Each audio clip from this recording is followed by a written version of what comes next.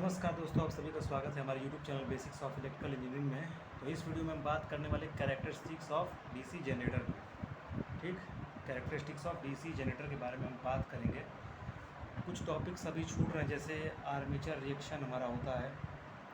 Armature reaction, उसका थोड़ा सा आपको आइडिया होना चाहिए कैरेक्टरिस्टिक समझने के लिए। हिंदी में इसको क्या कहते हैं? अभिलक्षण कहते हैं ना, अभिलक्षण। तो आर्मेचर रिएक्शन जो कि आपका होता है, आर्मेचर प्रतिक्रिया हिंदी में कहते हैं। थोड़ा सा इसके बारे में आइडिया लेना ज़रूरी है अभिलक्षण समझने के लिए। तो एक चीज़ पहले समझिए, अभिलक्षण क्या होते हैं। अभिलक्षण का मतलब कोई ऐसा ग्राफ या कोई ऐसी इन्फॉर्मेशन जिसके कारण या जिसके द्वारा हम मशीन की, जनरेटर की या मोटर की, दोनों की होता है, हम परफॉर्मेंस के बारे में एग्जैक्ट कुछ बता सकें। ठीक है, उसके बारे में हम कुछ बता सकें, उसी को हम क्या कहते हैं? अभिलक्षण कहते हैं, कैरेक्टरिस्टिक कहते हैं। ठीक, तो आर्मेचर रिएक्शन थोड़ा सा समझते हैं पहले, क्या होता है ये आर्मेचर रिएक्शन। तो थोड़ा सा मैं एक आइडिया देता हूँ, अगले वीडियो में अच्छे से इस पर बात करें। जैसे मान लीजिए हमारी कोई मैग्नेटिक फील्ड इधर दी हुई है, ऐसे कोई मैग्नेटिक फील्ड है, बी से मैग्नेटिक फील्ड को दिखाते हैं, ये कोई दी हुई है बी एक्सटर्नल, ये कोई बाह्य चुंबकीय क्षेत्र ऐसे दिया हुआ है। ठीक, अब मान लीजिए आपने कोई अलग से इलेक्ट्रिक फील्ड लगाई इस दिशा में, ये बी यू है, मान लीजिए आपकी द्वारा लगाई गई ये फील्ड है, या आपने बाहर से एक्सटर्नल फील्ड लगाई है मैग्नेटिक फील्ड। तो होगा क्या, अगर मैं पूछूं यहाँ पर बी नेट मुझे बताओ भाई, बी नेट मैं यहाँ पर पूछूं कि अब नेट कितनी बचेगी, तो आप कहेंगे भाई साहब बी एक्सटर्नल में से आपने जो घटाई लगाई है उसको आप घटा दीजिए बी यू, आपको बी नेट मिल जाएगी। यानी आपकी मैग्नेटिक फील्ड क्या हो जाएगी? कम हो जाएगी। और मैग्नेटिक फील्ड जब कम होगी तो इसी से संबंधित हमारे पास एक क्वांटिटी क्या होती है? Magnetic flux. फ्लक्स भी तो कम होगा, फ्लक्स को भी आप ले सकते हैं, मैग्नेटिक फ्लक्स। ये मैग्नेटिक फ्लक्स ये भी कम होगा। कब? जब आपका बी कम होगा तो होता है ना, क्योंकि बी बराबर होता क्या है? φ/a। तो जब बी कम हुआ तो फाई भी कम होगा। हमें समझ में भी ये बात आती है। ठीक, नुकसान क्या है इसका? नुकसान ये है कि हमारा ईएमएफ हमने जो पढ़ा था, जनरेटेड ईएमएफ ईजी क्या होता है? 5Pn/60 Z/A volts. ये हमारा डीसी जनरेटर की इंड्यूस्ड ईएमएफ का फॉर्मूला होता है। तो भाई साहब जब आपका फ्लक्स कम होगा तो उसी के प्रोपोर्शनल आपका ईजी भी तो कम हुआ, कि आपका जो जनरेटेड ईएमएफ होता है वो प्रोपोर्शनल किसके होता है? φ/n के। मान लीजिए कि स्पीड आपकी किसी पॉइंट ऑफ टाइम में कांस्टेंट है, आपकी जो गति है वो जनरेटर की वो कांस्टेंट है, तो बचा क्या? ईजी हमारा क्या बचा? सॉरी, ईजी आपका क्या बचा? Proportional to phi. तो फाई आप घटा दोगे तो आपका ईजी भी क्या हो जाएगा? घट जाएगा। तो बेसिकली यही होता है आर्मेचर रिएक्शन के अंदर। अगले वीडियो में अच्छे से बात करेंगे। आर्मेचर रिएक्शन में बेसिकली होता क्या है कि आपका जो नेट मैग्नेटिक फ्लक्स होता है या मैग्नेटिक फील्ड वो कम हो जाता है, उसकी वजह से हमारा जो जनरेटेड ईएमएफ है वो भी क्या हो जाता है? कम हो जाता है। ठीक है, तो आगे बढ़ाते हैं।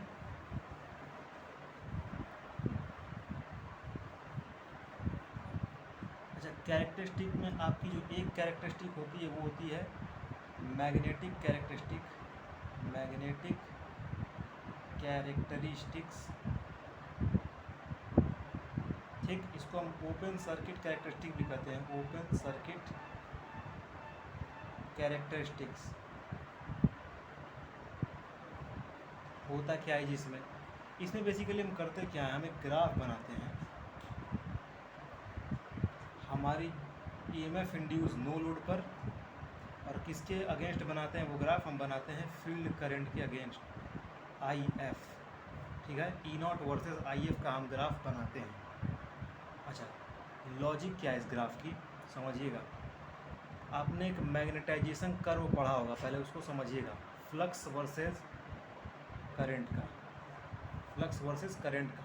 तो ग्राफ आपको कुछ याद होगा, ऐसे कुछ हमारी फ्लक्स बढ़ती है और एक समय आकर ऐसे कांस्टेंट हो जाती है। ये पॉइंट हमारा क्या कहलाता है? सैचुरेशन। ये हमारा सैचुरेशन पॉइंट कहलाता है।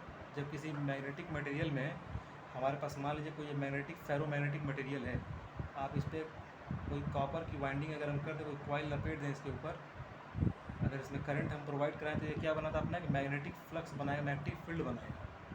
ठीक, तो एक समय होता क्या है कि फेरोमैग्नेटिक मटेरियल के सारे डोमेन्स जो होते हैं, डोमेन्स वो अलाइन हो जाते हैं एक दिशा में। उसके बाद हमारा मैग्नेटिक फ्लक्स या मैग्नेटिक फील्ड बढ़ना लगभग कांस्टेंट हो जाता है, कांस्टेंट हो जाता है बहुत हाई वैल्यू पर जाकर। उसके बाद आप मैग्नेटिक फील्ड बढ़ाना चाहें तो बहुत ज़्यादा आपको बाहर से करंट सप्लाई करनी पड़ेगी, जो कि लगभग असंभव हो जाता है। तो उसी से संबंधित ये चीज़ है फाई और आई एफ के बीच। अब देखिए संबंध क्या है, जो हमारा फाई होता है वो प्रोपोर्शनल होता है आई एफ के, ये हम जानते हैं बात। और जो हमारा ई एम एफ होता है ई नॉट, वो किसके होता है प्रोपोर्शनल आई एफ के, सॉरी वो हमारा प्रोपोर्शनल किससे होता है फाई के, हम जानते हैं E not is equal to 5 PN upon 60 into Z by A, ये ध्यान में है आपके। तो phi proportional to I F और E not proportional to phi, तो क्या हम लिख सकते हैं कि E not proportional to I F, बिल्कुल लिख सकते हैं। तो इसीलिए हम यहाँ पर क्या लिख देते हैं ई एफ, और यहाँ पर हमारा आई एफ आ जाता है। तो इसके बीच जो कैरेक्टरिस्टिक हम बनाते हैं वो भी कुछ आपको मैग्नेटिक कैरेक्टरिस्टिक की तरह देखने में आती है। ठीक है, एकदम सेम हमारी कैरेक्टरिस्टिक ऐसे ही आएगी। मैग्नेटिक कैरेक्टरिस्टिक का ओपन सर्किट कैरेक्टरिस्टिक हो, जो सामने आपके ये बना है ग्राफ, ये सभी जनरेटर के लिए ऐसा ही बनेगा, ऑलमोस्ट सबके लिए। ये आपका सेपरेटली के लिए बनेगा, सेपरेटली एक्साइटेड जनरेटर के लिए भी, ठीक, और ये आपका सेल्फ एक्साइटेड के लिए भी बनेगा, सेल्फ एक्साइटेड के लिए भी ग्राफ आपका ऐसा ही बनने वाला है। ठीक है, सेल्फ एक्साइटेड में वही सीरीज शंट कंपाउंड जो भी होंगे सबके लिए ग्राफ आपका ऐसा ही बनेगा। मैग्नेटिक कैरेक्टरिस्टिक की मैं बात कर रहा हूँ, याद रखेंगे। तो आगे बढ़ते हैं और दूसरी कैरेक्टरिस्टिक देखते हैं। तो सबसे पहले हम कैरेक्टरिस्टिक देखेंगे सेपरेटली एक्साइटेड जनरेटर के लिए। सेपरेटली एक्साइटेड जनरेटर, पृथक उत्तेजित, ठीक है ना, पृथक उत्तेजित। सर्किट डायग्राम अगर बनाने की बात होगी तो हमारे पास क्या होता है, फील्ड, सॉरी एक हमारे पास फील्ड के लिए अलग से एक्साइटेशन का सोर्स होता है, बैटरी हमारी लगी होती है। यहाँ पर हमारा एक रियोस्टेट होता है करंट को कंट्रोल करने के लिए।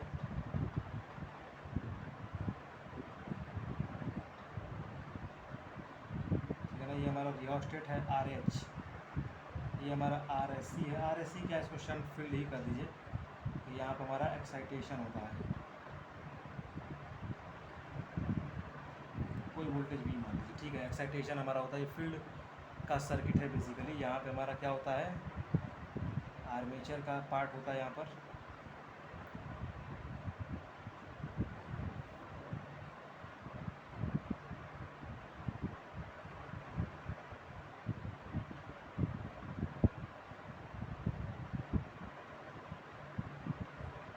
इसको आप ई नॉट लीजिएगा क्योंकि हम नो लोड पर बनाएंगे।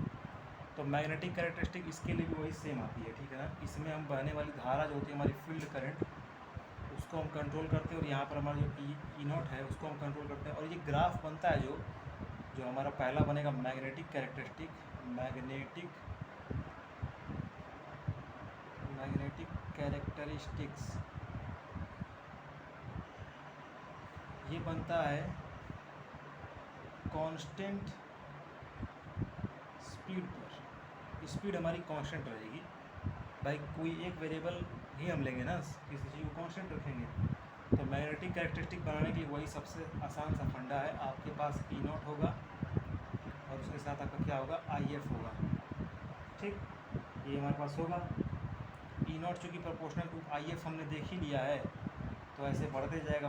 लेकिन चूँकि एक समय आके हमारा फील्ड क्या हो जाता है, जो हमारी फील्ड होती है वो क्या हो जाती है, सैचुरेट हो जाती है, सैचुरेट।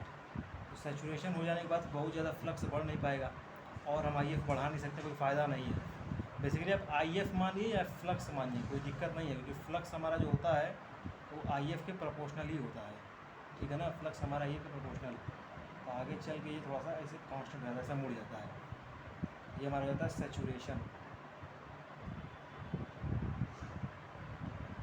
इस इस तरह से हमारा बनता है मैग्नेटिक कैरेक्टरिस्टिक। और ये सबके लिए कॉमन, मैंने जैसे कि पहले ही बता दिया, ठीक। ये आपका होता है, इसको हम कहते हैं ओपन सर्किट कैरेक्टरिस्टिक भी हम कहते हैं, ठीक है ना, ओपन सर्किट कैरेक्टरिस्टिक। आगे और देखते हैं, यहाँ पे समझिएगा इंटरनल एंड एक्सटर्नल कैरेक्टरिस्टिक, ये समझना बहुत ज़रूरी है। और उसमें सबसे इम्पॉर्टेंट है एक्सटर्नल कैरेक्टरिस्टिक, बाहर क्या हमें आउटपुट वोल्टेज मिलती है और क्या करंट आएगी, वो हमारे लिए सबसे अधिक मैटर करता है किसी भी जनरेटर के लिए। बात समझ में आ रही है? तो उसका ग्राफ कैसे बनेगा ये हम देखते हैं। बेसिकली हमारी ये हमारी आर्मेचर करंट होगी। भाई सेपरेटली एक्साइटेड में यहाँ से अगर हम बात करें सर्किट में आप ऊपर देखिए, तो यहाँ से आपका आईए जाएगा, ठीक। और अगर आप यहाँ लोड लगा दें, मान लीजिए LOAD लोड लगा दें, तो लोड में बहने वाली जो करंट होगी IL, वो IL आपका IA के बराबर होगा। तो वही हम यहाँ पे ग्राफ बनाने वाले हैं। अब बात समझिएगा, IA के हिसाब से अगर जब हमारा लोड नहीं लगा था तो हमारा कांस्टेंट वोल्टेज ऐसे मिल रहा था, आपको कांस्टेंट वोल्टेज क्या मिला था, E0। ये क्या है, नो लोड वोल्टेज, नाम भी याद रखिएगा, नो लोड वोल्टेज। लॉजिकल है कि भाई साहब उस समय हमारी आर्मेचर करंट कुछ थी नहीं, तो हमें कांस्टेंट वोल्टेज मिल रहा था। लेकिन जब आप लोड लगाएंगे तो आर्मेचर करंट बहेगी, और आर्मेचर करंट बहेगी तो क्या होगा, आर्मेचर रिएक्शन होगा, आर्मेचर रिएक्शन। और अभी के लिए याद क्या रखना है कि आर्मेचर रिएक्शन जब भी होगा तो आपका जो नेट फ्लक्स होगा उसको कम कर देगा। तो नेट फ्लक्स जब कम होगा तो उससे हमारा नेट जो EMF बनता है वो भी क्या हो जाता है, कम हो जाता है। तो इस बात को समझना ज़रूरी है। आर्मेचर करंट बहने से आर्मेचर रिएक्शन होगा, वो हमारे फ्लक्स को कम करेगा और फ्लक्स हमारी EMF को कम करेगी। तो जब आप इसमें से आर्मेचर रिएक्शन के कारण होने वाली कमी को घटाएंगे तो आपका ग्राफ कुछ ऐसा मिलेगा, यहाँ पर कुछ नीचे आ जाएगा। मतलब स्ट्रेट लाइन ना रखे, कांस्टेंट ना रखे, करंट जैसे जैसे बढ़ेगी, ये देखिए जैसे जैसे आपका ग्राफ में यहाँ करंट बढ़ रही है, आपका वोल्टेज कम हो रहा है। क्यों? क्योंकि करंट बढ़ने से आर्मेचर की क्या हो रहा है, आर्मेचर रिएक्शन बढ़ रहा है। इसके बीच में यहाँ पे क्या हुआ है, यहाँ आप दिखा सकते हैं आर्मेचर रिएक्शन, आर्मेचर रिएक्शन। देखिए आपको एक ग्राफ मिला, इस वोल्टेज को हम कहते हैं E, यानी E0 में से अब जब आर्मेचर रिएक्शन घटा देंगे, कम कर देंगे, तो आपको क्या मिल जाएगा, E मिल जाएगा। और E और IA के बीच जो कैरेक्टरिस्टिक मिली है उसी को हम कहते हैं इंटरनल कैरेक्टरिस्टिक, इंटरनल कैरेक्टरिस्टिक्स। थोड़ा सा अंतर समझिएगा, E और E0 में अंतर है। E0 क्या है, नो लोड वोल्टेज है, जब हमारी लोड पे कोई लोड लगा नहीं था, आउटपुट पर कोई लोड था नहीं। और E क्या है, लोड लगाने के बाद जो करंट फ्लो हुई है, उसके बाद आर्मेचर रिएक्शन जो आया है, उसके कारण जो बनी वोल्टेज है, नेट वोल्टेज जो E आई है, उसके और IA के बीच का ग्राफ है इंटरनल कैरेक्टरिस्टिक। बात समझ में आई? E और IA के बीच को आप नोट करिएगा जरूर से, E और IA के बीच का ग्राफ क्या है, इंटरनल कैरेक्टरिस्टिक है। और आगे बढ़ते हैं, ठीक है, ये इंटरनल कैरेक्टरिस्टिक नोट कर लीजिएगा। अच्छा, एक ड्रॉप हमारा और बचा है, कौन सा, आर्मेचर का। अगर हम इसमें से आर्मेचर का ड्रॉप भी घटा दें तो हमारा वोल्टेज कुछ और गिरेगा, और वो हम पहुंच जाएंगे V पर। यहाँ हमारा क्या हो जाएगा, IaRa ड्रॉप। यहाँ हमारा क्या हो जाएगा, IaRa ड्रॉप हो जाएगा। इसको आप नोट करिएगा, ये होता है IaRa ड्रॉप। करंट बढ़ने के साथ साथ IaRa ड्रॉप भी बढ़ेगा। तो ये वाली जो लाइन आपको मिलेगी, ये वाली, इसको हम कहते हैं एक्सटर्नल कैरेक्टरिस्टिक, एक्सटर्नल